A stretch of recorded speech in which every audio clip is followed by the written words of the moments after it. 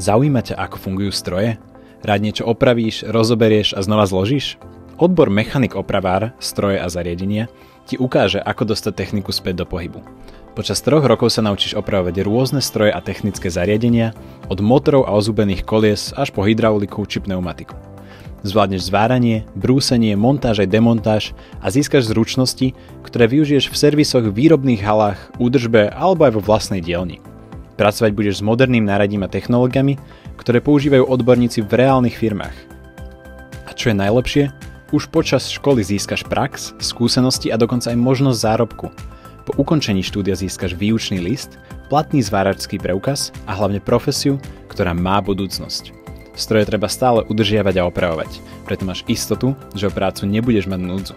Ak budeš chcieť, môžeš pokračovať v nadstavbe, získať maturitu alebo pokračovať na vysokú školu. A navyše, ako študent tohto odboru môžeš získať aj krajské štipendium. Ak ťa baví technika, stroje a chceš robiť niečo, čo má zmysel, tento odbor je pre teba.